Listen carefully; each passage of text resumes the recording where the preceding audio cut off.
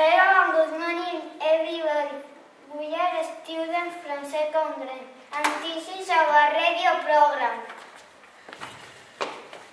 Kaixo, egun on guztioi, bigarren mailako ikaslea gara eta hemen hasten da gure irratsaioa. Ea atsegin duzuen. Now with us, Jonathan and Lorena. Hello Lorena.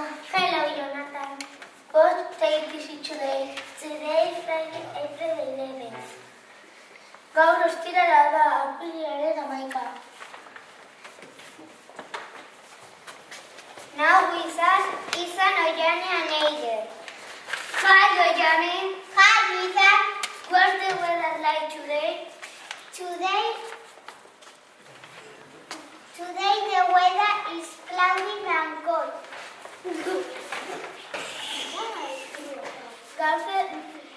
Gaur zerua estalita dago eta temperatura epela da. Ziur aski egunean zehar eguraldia hobera egingo du eta eguzkia ikusiko dugu. Now with us, Isara, David and Eder. Hello David. Hello Isaro. What's for lunch today? First course chickpeas, second course tuna and fruit for the dessert. Gaurko berua da, lehenengo platera garbantzua, bigarrena hegalaburra eta fruta postrerako. Now with us, Oyane. Classmates that celebrate their birthday in April.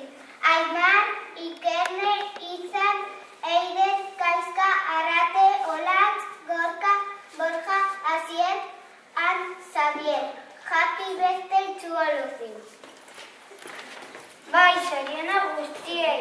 And now with us, Eider and David. Last week on April the 2nd, we celebrated the International Children's Book Day at school. We read the story Little Red Riding Hood in 9 languages. It was wonderful. Pasaden astean apirilaren 2 nazioarteko haur eta gazte gure eguna ospatu genuen eskolan. Irakurri genuen Txanogorritxo 9 hizkuntzatan. Ederra izan zen benetan. Now with us, David and Isaro. Historical events. In 1970, one day later, there was a terrible explosion in the spaceship going to the moon.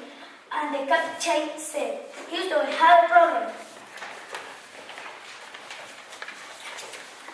Badakizue da, nondik datorren hainbatetan errepikatutako esaldi.